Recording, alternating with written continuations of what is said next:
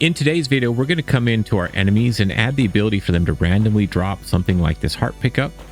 And, well, you can see only some of them drop it, right? Because I've got a random chance. So we'll show you how to build that, how to build the health pickup, and it'll be a super simple modular system so you can build on top of it in the future and add any kind of droppable item you need for your game.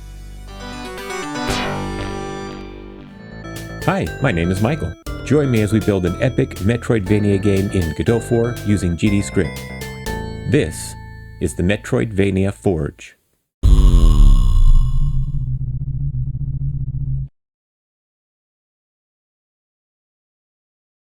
As stated in the intro, right, we're kind of going to be building two features here. We need to build a health pickup item that can heal the player.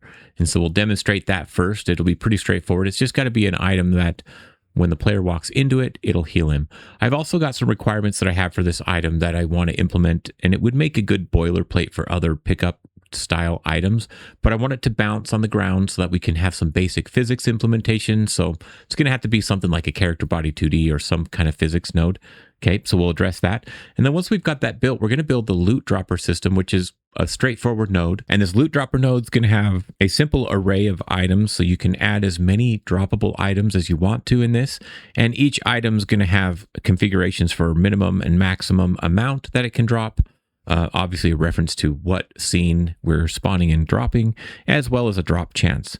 Okay, and so now we can just drop this into our enemy or into a breakable in the scene, and it'll just work seamlessly. And, you know, it's kind of plug and play at that point. Okay, we're going to go over all those basics today and get you set up to build this so that you can implement, you know, whatever kind of item drop you need in your own Metroidvania. Okay, so as we get started, take note that as of the recording and posting of this video, I've updated the itch.io page, the asset for chapter 5. So within that, you'll find, let's see, a new audio for health up that we're going to use for when we pick up this health item that we're going to build as part of this drop system. I've also added an icon that we'll use. So if you want to grab that, this one's less important, but a loot drop icon. And finally, I've added a sprite that we're going to use for the health pickup, because obviously if we're going to make this pickup system, we need at least one item that the player can pick up, okay? And so that, I've already gone ahead and created this health pickup folder in my project with that heart sprite sheet. So make sure you grab those things or have your own version that you can use as we go through this chapter. Now, within my health pickup, I want to create this new scene, because obviously what we're going to do is we're going to build it'll be just like a heart, an icon that when the player walks into it, it heals him. And then we'll use that so that when we kill our enemy, he has something worthwhile to drop. So let's come in here and I'm going to say create new scene. And this will be our health pickup. And actually I want to change this. I want it to extend a character body 2D so that it just has some basic physics built into it. And let's see, let's go ahead and just set up some of the basic things. Obviously, it's telling us we need a collision shape because it's a character body 2D. And we'll configure that momentarily. Let's add a sprite as well. So we'll have a sprite 2D in here. And it'll be nice to add the heart to our sprite. And you can see that this has 9 frames, or is it 8? Or is it 10? It's 10. Yeah, 10 looks right. It's offset by 1 pixel because you can't, you know, I drew it with the center pixel and you can't really get away with that and have it centered in here very easily, but it's not a big deal. Okay, so we've got our heart sprite. We're going to need an animation player. We're going to want an Area2D node. And lastly, we're going to need some collision shape settings in here. So I'm going to go ahead and just add a circle shape to this. And I'm going to shrink it just to about the size of the heart. And we can drag this over if we want, although I'm not sure it's going to make a huge difference. And for our Area2D, I'm going to duplicate this shape and just plop it in there, okay? Maybe just change the debug color so it's transparent, and I'll do the same here, just so it's not so gross looking. Okay, so there we go. That's the basic setup that we're going to need for this. I am going to go ahead and configure a default animation. It's always going to be playing, so I'm just going to set this up here. Man, I spelled that really poorly, but it doesn't matter too much. I'm going to turn on the autoplay for this animation, set it to looping, set 0.1 as my frames per second, and I'll just come in here now and select the sprite, and I'm going to go to frames, and I'm just going to click through, and yeah, go ahead and create a reset. That's fine. Click through and create all these. Perfect. It is 1 second long. So now if we play this back, it's like a beating heart animation. All right. There we go. We've got our basic scene set up and configured and ready to start adding a script. Okay, let's go ahead and add or attach a script now to this scene. And let's see, it's not going to be built in, so it'll be called HealtPickup. It can extend character body 2D. It's going to give us the basic movement with that selection. We could change it, but I think I'm okay with that. And so this script, really, we don't need most of what's in this physics process. And in fact, I'm going to delete it all for now. Okay. That's kind of assuming that we're going to have basic controls. We're not going to, right? It's going to control itself. And we also don't need these variables that they set up for us. Let's go ahead and give this, we don't really need an icon because we're never going to be adding this to the scene tree, but we can give it a class name just in case that becomes important later on. So we'll call it HealtPickup and add my extends back since I accidentally deleted it. We're going to need reference to a few things. We added this new audio sound effect that we'll use whenever we pick it up. And so I'm going to go to my general audio folder and going to bring in a reference to health up. And maybe we put audio on there. I don't know. We'll keep the all caps convention. We need, or we don't need, but we might want an export variable for how much this will heal us. So we can just call that something like the heal amount. And because our health is a float, we're going to cast this as a float as well.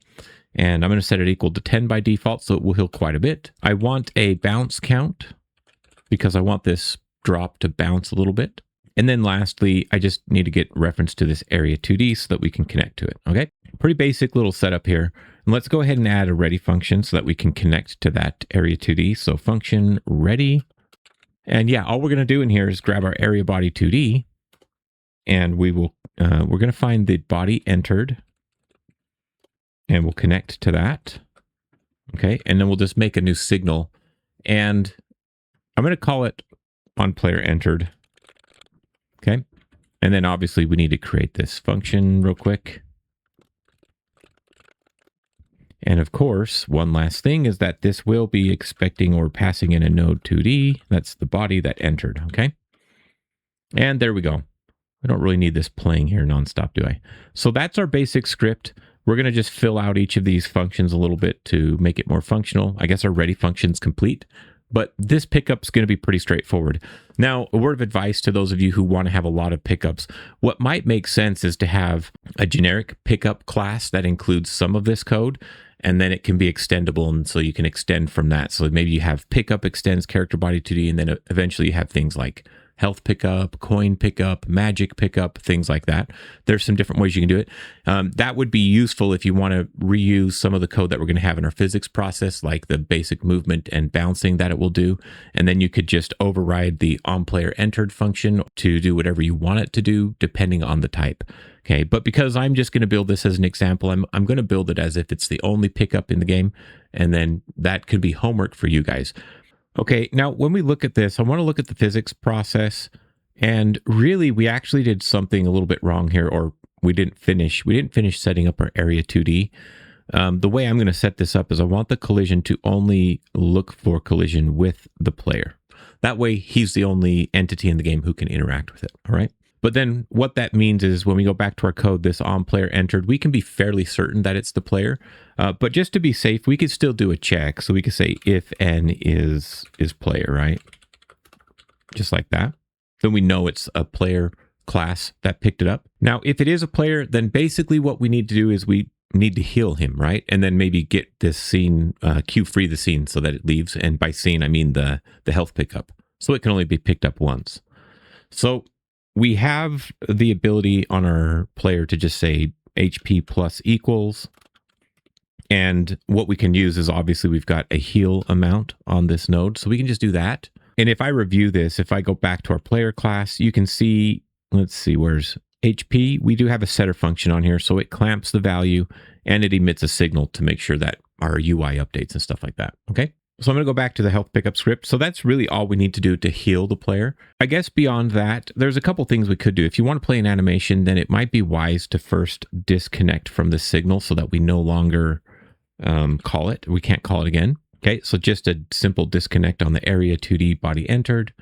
And then we should play the sound effect that we have. So I'm going to do an audio.play spatial sound. And let's see, health up audio at our global position, or the global position of this node. And that'll be it.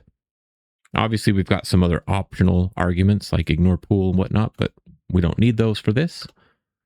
And then lastly, you can either await an animation if you're going to play one, but I'm just going to simply queue free this. So I'm going to just say queue free. So really this disconnect here is probably not necessary, but you know, it's worth considering. So there we go. That's going to make it so that we can heal the player. So let's add one of these to the playground and see if that healing mechanic is working. So I'm going to come here, just in my playground. Let's see, where did there it is. I'm going to just drag a health pickup here into the scene. It's a nice nighttime scene. And in order to test this, I'm going to use one of the previous shortcuts I built for, I think it works. Does it not work anymore? Oh yeah, there we go. Shift plus plus plus. I'm going to just make my max HP larger because then it'll leave my regular hit points behind. Okay. And I'm just going to come pick up this heart. And I guess it didn't pick up. So that doesn't work. Great. What's going on there? Let's go check that out. Did we hook up our script? I don't remember. I thought we did. Area2D body entered connect. Doop, doop, doop, doop. How did I configure this? I'm pretty sure I did this. Okay, I thought I did that. You know what? I did it on the health pickup character body. So when we configured this before, that's wrong. It does need to collide with layers 1 and 2 so that it can collide with the ground and the platforms. The Area2D is what I wanted to set to only mask on layer 5. Okay, let's try that again. So just for fun, give him some health. And nope, that's not working either. Because I can't actually pick it up because it's like a collision shape. Okay, let's go back. And I did this wrong too. It should be on layer 1 and 2. It's not a ground object. It should check for collision against layer 1 or 2. Jeez. You know, these layers and masks, I actually really love them in Godot, but sometimes I get them mixed up what I want to set in my head. Okay, so now this is only checking for collision on layer 1 and 2, which doesn't matter yet because it doesn't move, but it will. It's not on a collision layer, so it can't be bumped into, but the Area2D is checking for collision with our player. Okay, crossing fingers that this works. And let's give ourselves a health bar. So now it should fill up 10 points. Oh, it did. And it played a sound. Okay, cool. So health pickup works. We want to add some, pizzazz to it. We want it to move and bounce and animate and do cool stuff so that when it drops from an enemy, it's not so static. So we'll do that next. What we're going to do, I'm going to go ahead and drag this little test health pickup up here so that it's up in the sky, and that'll kind of help us test this. In fact, let's put it right here for now. And let's go back into our health pickup script. So we should have that open. And I'm going to close a lot of these. Okay, so what we're going to do is we're going to utilize just basic physics process to make this happen. And I'm going to use a very simple methodology that I used in like a recent bullet video that you may have watched where I had a cannon shooting cannonballs. And so this bounce count, what I'm going to do with bounce count is I'm going to define it as an integer and I'm going to set it equal to 8. So you could make this an export variable. To me, I don't really want that. I'm just saying this can bounce 8 times and then at that point it needs to stop. Okay. And so what we'll do is we'll come down here to our physics process and we're going to treat this a little bit differently than we've treated like our player's character body. In the character body of our player, in fact, maybe we should be referencing that, but where's my reference to player? This guy uses, if we go to our physics process, you can see we're using move and slide. There's a different way that we can do movement and collision detection with the character body 2D, and it's move and collide. And we'll use that because what move and collide will do is it will move, and every time it collides with another body, then it's going to give us that collision, and so we can kind of respond to it. And that makes it really easy to do a simple bounce implementation. So what I'm going to do is I'm going to say if bounce count is greater than 0, because once we've hit our limit of bounces, we'll just have it stay there on that surface, which this might be flawed because it might have the potential of getting stuck on a wall, but that might be kind of charming. Okay, I'm going to go ahead and just say we'll do basic gravity. So velocity plus equals, and then we'll use our get gravity function to get the gravity for the game. And of course, we need to multiply that by delta, okay, as we apply this to the velocity. Hey, why is it giving me a warning here? Oh, underscore on my delta. Duh. Or we could remove the underscore up here because we don't need it now that we're using it. And then here's what we're going to do next. Well, this alone should make it fall, right? Let's go ahead and just test that. No fall. Bounce count. Oh, yeah, because we're not doing move and collide yet. Duh. Okay, we're setting the velocity. We're not telling it to use that velocity. So we're going to do that within this if branch. So we're going to just say variable collision. See, this is where it's different. Like normally with the player, we just call move and slide, right? I guess we could probably call move and collide just like that. I think that'll work. What we need to do in here is we actually need to give it a motion vector. And once again, we're going to take our current velocity and multiply it by delta. So let's try this. I think this will work. Actually didn't test this. Yeah, it fell. Okay. So this works. But if we look at move and collide, you can see that this returns a kinematic collision 2D, right? Which contains information about the collision when stopped or when touching another body along the motion. Okay, so we want that to make it bounce. So let's go back to our HealtPickup script. And instead of simply calling this, we're gonna call it, but we're gonna store the result as a variable. We'll just call it collision, like so. And I suppose it's worth casting this. It's, what was that, kinematic? Kinematic collision 2D? I think that's the thing. Let's check that out. Is that right? Kinematic collision 2D. Okay. Now it's giving us a warning highlight because we're not using this variable that we've declared, but that's okay. So we're going to use it here. So what we'll do is we'll say, if we have a collision, then we can do something with it, right? So, okay, we just stored all the collision data of this move and collide as a variable. And now we're going to check if there's anything in there, because if it's just flying through the air, there won't be. But as soon as it hits something, there will. And then what we can do is what we're going to do is assume that we're going to bounce. So I'm going to say minus equals 1 on our bounce count. So that'll decrease it by 1, right? We've got 8 bounces total that we can do.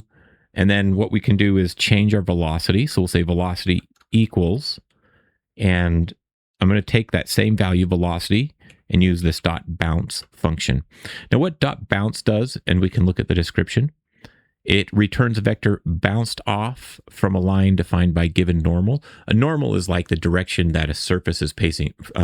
So it's a perpendicular line. So if the ground is perfectly level, then the normal is going to be pointing straight up. But if you've got like a slope, then that normal is going to be some sort of diagonal angle or something like that. Okay, so this is good because it will give us maybe not 100% physically accurate, but a very good approximation of an accurate bounce, right? Because if your ball is falling straight down on a flat floor, then it bounces straight up. But if it falls straight down on an angle floor, it should bounce to the side.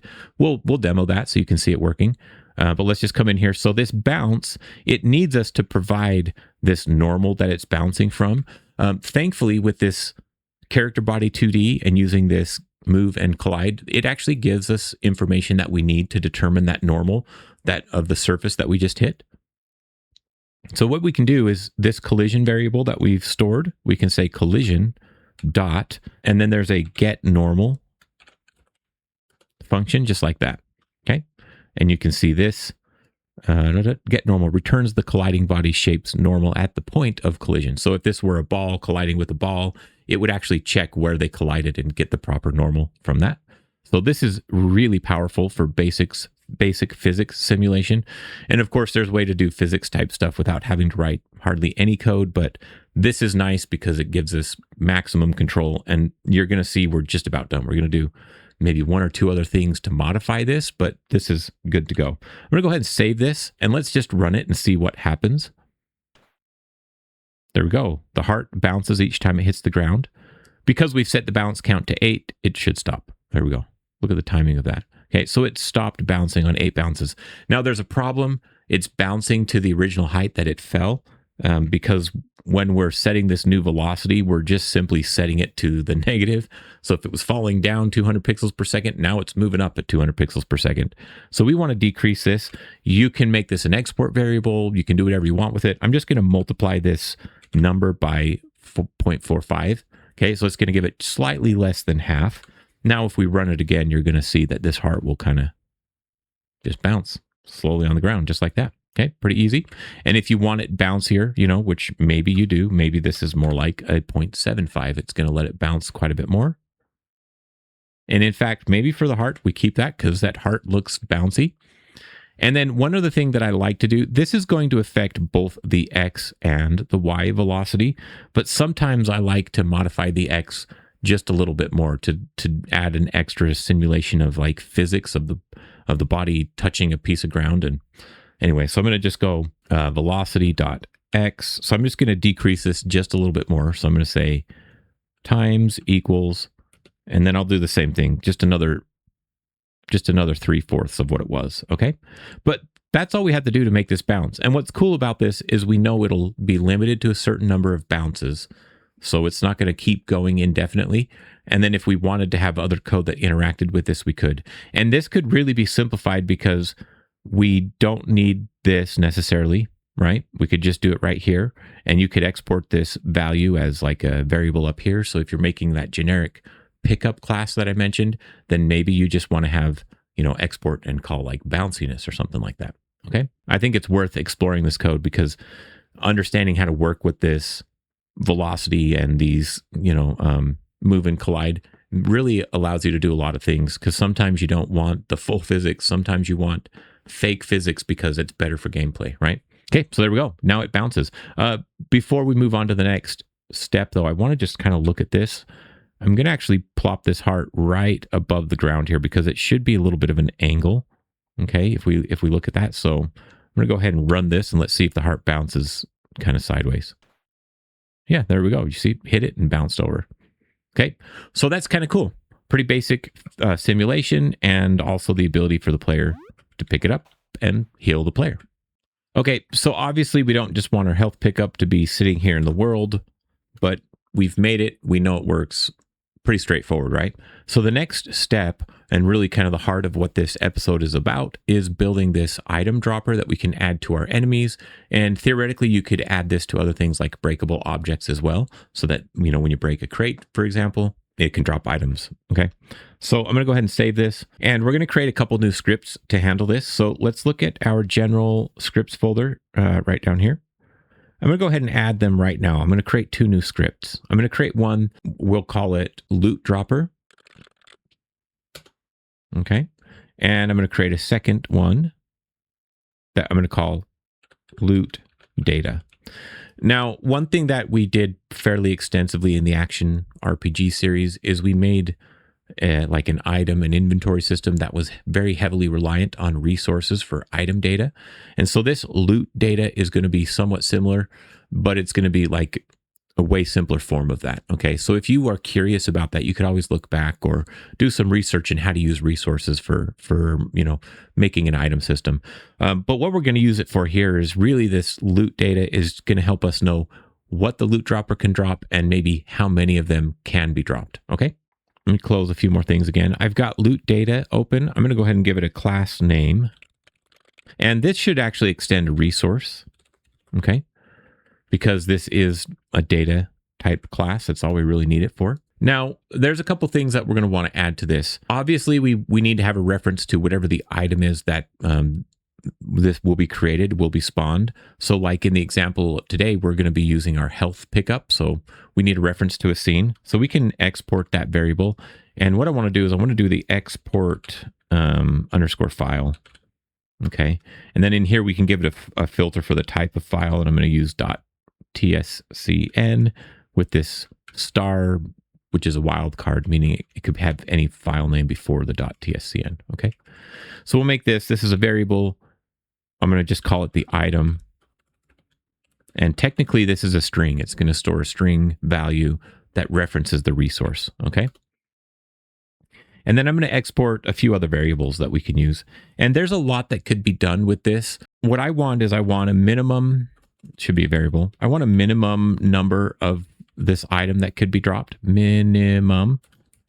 So this will be an integer, and I'm going to just set it equal to 1 by default. And I also want a maximum. Okay, and I'm going to set it to 1 as well. They can be the same. This means it will only drop 1. The other thing that I think would be fun to include in this would be like a random chance. So maybe you don't want this item to drop 100% of the time. So let's call this drop chance, I guess. I think that's a good value. And this should be a float. And what we'll use is a percent between 0 and 100. But what we do is we use that between 0 and 1. So by default, I'm going to set it to maybe 1. Okay. I don't know, whatever the default you want. Like 1 is 100%. If you wanted it to be 50%, in fact, maybe let's do that, then it would be 0.5. Okay. That means 50% of the time it could drop. So we're going to use that in some basic math later on. But all this loot data is a way to contain information about the drop, right? What is the item that could drop? How many might we drop? And what is the likelihood of the drop happening? Okay, so I'm gonna go ahead and save that. Now we're ready to move on to the LootDropper and set this script up. Okay, let's do this guy. I'm gonna give it an icon because I have one and I like the icon. Okay, where's my icon folder? It's collapsed. Icons, loot drop. There we go. This way, when you put this on an enemy or whatever, you'll see the little icon. You'll know that he's got loot. So let's give it a class name as well. I'm calling it LootDropper. And I think I want this to extend a marker 2D so that we have a visual representation of where it is without really having to add much to it. Okay, I'm going to clean this up real quick. We don't need this process. We'll use the ready though. So what we're going to export on this is we're going to export a variable that will keep track of the items that this can drop. So I'm going to call it items. And this is going to be an array of this resource class that we just defined, the loot item or loot data. Okay.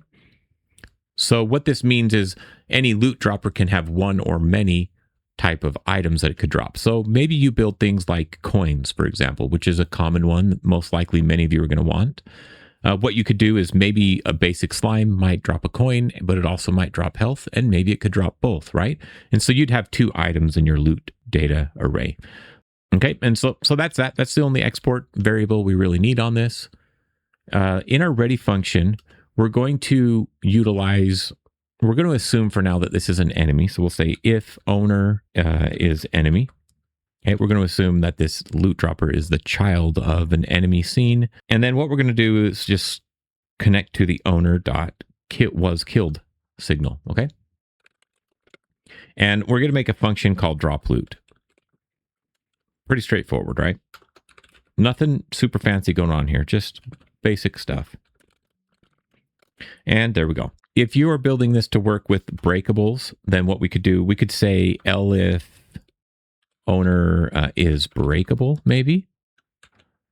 And then I think what we do here is, I don't remember what signals we have on our breakable. Let's take a look. Destroyed, damage taken. I want to see when we emit the destroyed. And do we queue free it? We do await a tween. Okay, that's good. If we queue free it the same frame that we destroy it, there's maybe a slight chance that it also frees the loot dropper from the scene if it's a child of it. So I think this is good. We'll just say owner dot, was it destroyed? Dot connect drop loot. Okay, so now this node, we could add it to either an enemy or a breakable object, and it's going to just work. And if we add it as a child of any other scene, it's not going to work. Okay, so pretty straightforward again. This part, dropping the loot, is where maybe it gets a little bit more advanced. What we have to do, right, is just look at the list of items, figure out how many there are, go through each one, and we've got some data in here that we need to go over, like, okay, what is the chance that this drops? And then we have to determine how many to drop. Okay, so we'll go through that code bit by bit and get it all hooked up. Okay, so let's build out this drop loot function. Let's go hook all that stuff up. First, we're going to just go for I in items, okay? Meaning we're going to iterate over each item in this array. And then we'll do some basic things. So first, I think what we'll want to do is we're going to want to get a reference to the scene in that item. So I'm going to call this drop scene. And this is going to just be, we're going to call this load function. And we're going to load the item, or I, what is it? Hold on. I dot item. Okay. If we look at the loot data, we're going to load whatever that scene is at that path. Next, we're going to say variable count equals, and we're going to calculate how many to drop. So we'll say variable count. This should be an integer, not plus. Count equals, and then we're just going to use the simple randomize function. Okay, so we give it two numbers, and it'll calculate a random number within that range. And we're going to use i.minimum and i.maximum. Okay, so you're starting to see how this comes together, right? We're going to calculate a random count based on what we've defined in this loot data. And then what we can do is whatever this number is, let's say this count is 1, then we just need to create 1. But if it's 4, we need to create 4. So we'll just make another loop, and we're going to say 4, and we'll use j since I is taken. For j in count, then we're going to go ahead and just create a bunch of new nodes. Let's go ahead and just get the basic version of this working, and then we'll maybe add a little bit of game juice to it. So I'm going to say variable drop, and we don't know exactly what kind of scene it is. So we're just going to assume or we won't assign it. We won't strongly type it, but we'll just say drop equals drop scene, drop underscore scene dot instantiate. Now it's not going to give us autocomplete to this because it doesn't know what we're working with, but this will work. Just make sure you spell instantiate correctly. Then we've got owner.add sibling, meaning, add this new item we've created as a sibling of whatever dropped it. So we can say owner.add sibling. And actually, you know what? We're going to have to call this deferred because we're responding to a signal. So we're going to say .call deferred. There we go. And we'll just add this drop. Okay. Call deferred is important. When we're responding to signals, we can't do certain things like adding objects to the tree. We'll probably end up with an error and it won't work, or a warning or something. Okay. Now, the last thing we want to do so that we can see this is let's go ahead and take our drop after we've added it to the tree, and we'll set his global position. Oops, that was weird. Global position. And we'll set it equal to the global position of this node. Okay. I'm going to go ahead and save this. This should be enough to kind of get it started, but we don't have a loot dropper added to our scene or configured. So let's look at our playground, or actually let's look at our slime. Now this slime here, let's just go ahead and do a Control A and do a dropper, loot dropper. Okay, got the nice little icon in the scene tree. And you can see we've got an items array, and this extends marker 2D. So it's got this gizmo. I'm going to just plop it towards the top of the enemy. And this is the point from which these items will originate when they are created. And let's go ahead and just create a new array. I'll make it 2 large. And because this is expecting a resource, we either have to have some resources created, or we can just create a new loot data resource, and it'll only be accessible here in the script. For the item, I'm going to go ahead and open up this new heart drop. Let's see, where is that at? HealtPickup. And minimum is 1. Let's set the maximum to like 5. We haven't integrated drop chance yet, so we're just going to ignore that. And I'm actually going to go ahead and delete this second loot dropper. Actually, you know what? Let's do this. Let's set this 1 and 1. And then let's go ahead. Let's set it to 2. And I'm going to copy this and I'm going to paste it. So then what we should see is we should see maybe 2 hearts drop, right? Because we're dropping 1 here and 1 there. Okay, so this is on our enemy.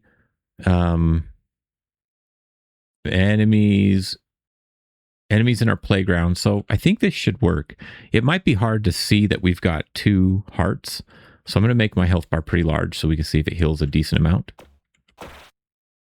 Okay, you see there's at least 1 heart there. Whoop. It's hard to tell if we had 2. Maybe what we could do is put a little debug in our code. So I'm just going to do a print dropping item.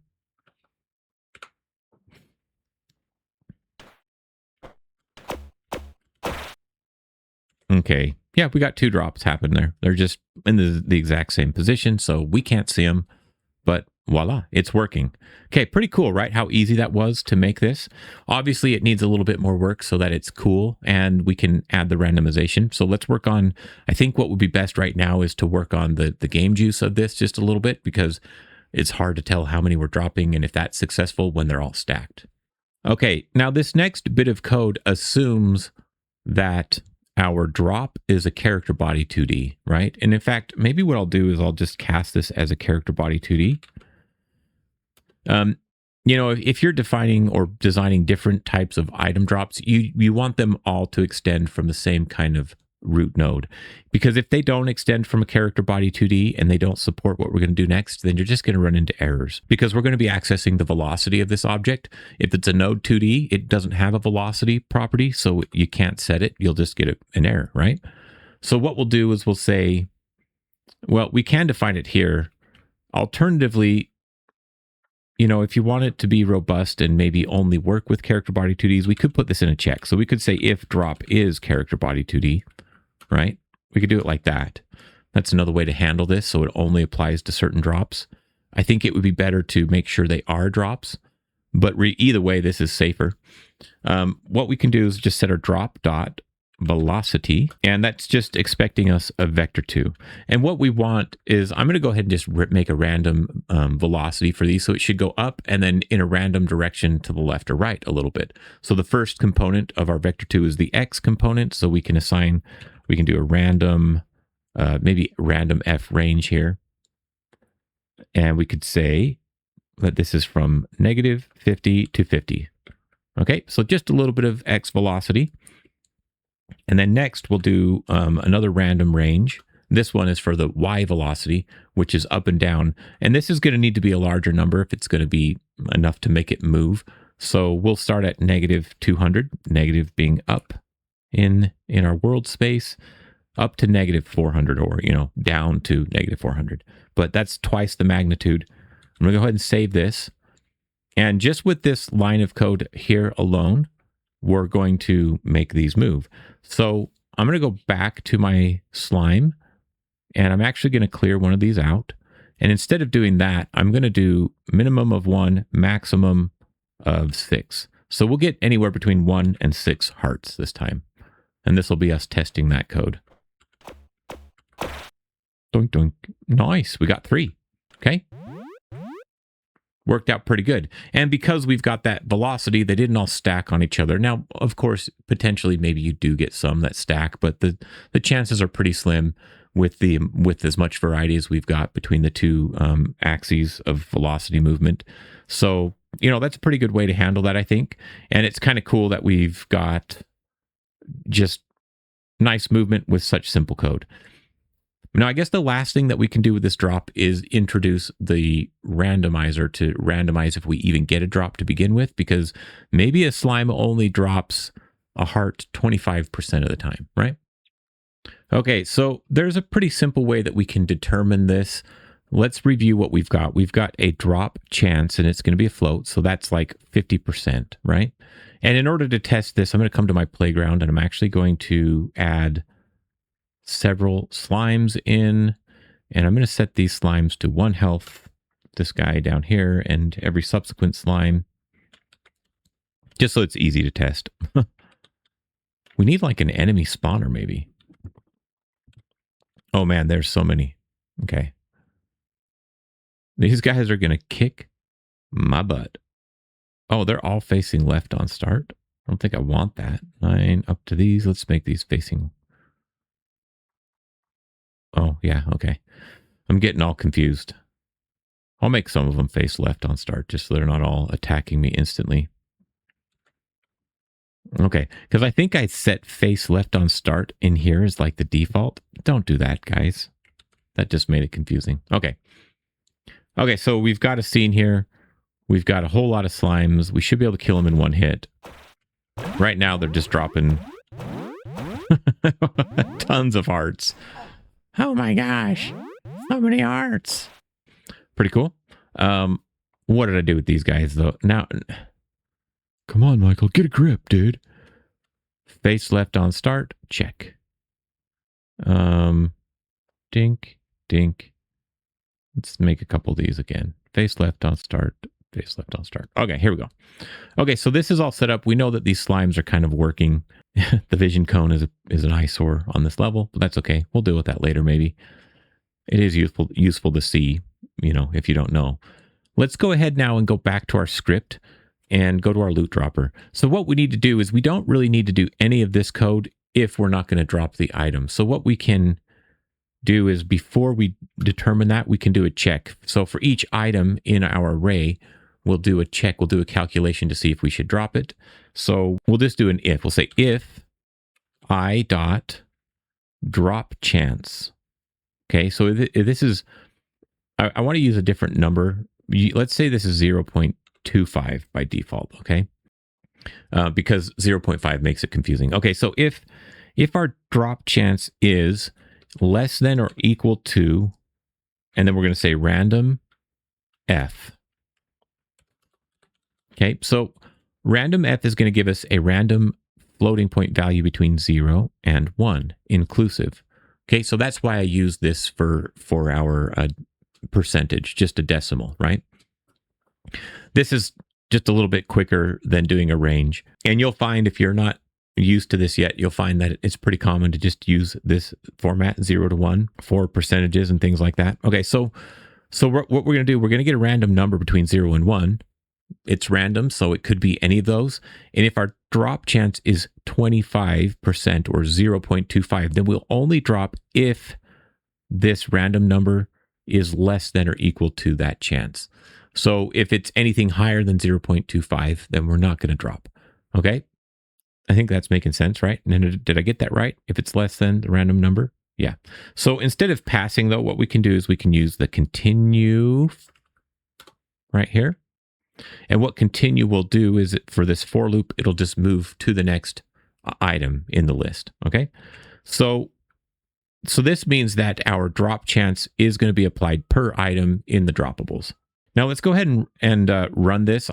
I set that drop chance to 0.25, and I don't think I've changed it in here anywhere. So yeah, 0.25. So we should only see hearts dropping 1 out of 4 slimes we kill, roughly.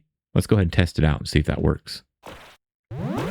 Okay, hearts, no hearts, no hearts, hearts, no hearts. Okay, we were lucky, but yeah, it seemed like it was working, right? We're getting a random value, and sometimes they drop, sometimes they don't.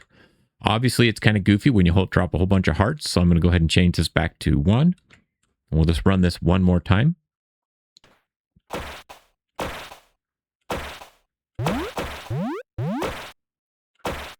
Yeah, seems like it's working pretty good.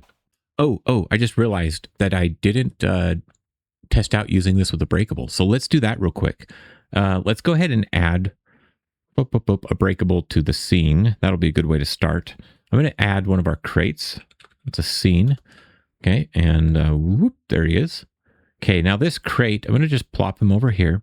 And I'm going to open the scene. Let's assume all crates have a chance to drop the health pickup. So this is like a super obvious example.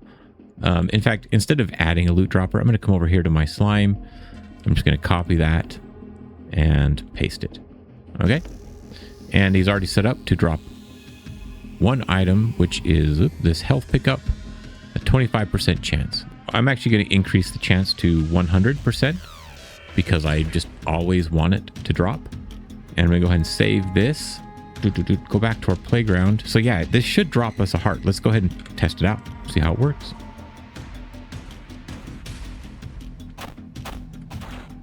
Nice. There's our heart. Easy peasy. Just works. Okay. So there you go.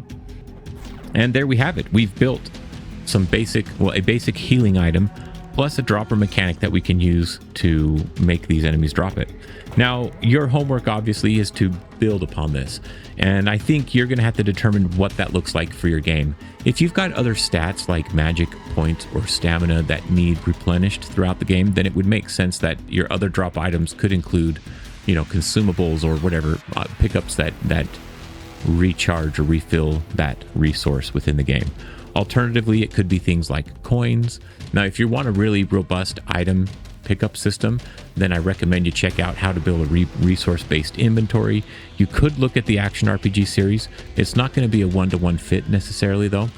So that may not be the best way, but go ahead and drop comments on what you plan to do with the drop system, and let me know if there's any kind of feature support that you would really need or want for your game. And you can either join the Discord and work it out with me and the other people in that community, or maybe I'll make a video on some of those as well in the future. So yeah, go ahead and drop those comments, give the video a like if you appreciate it, subscribe if you're new, and as always, we'll see you next time.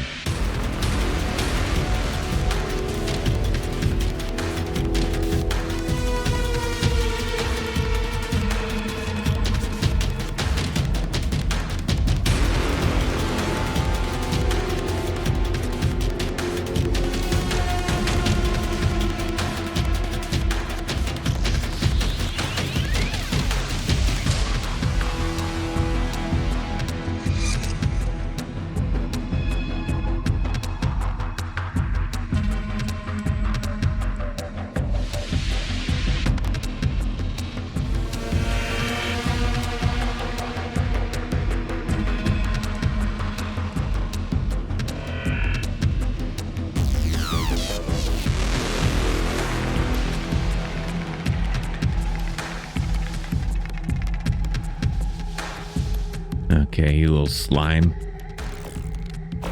Whee! So cool. Wait, what the heck is this?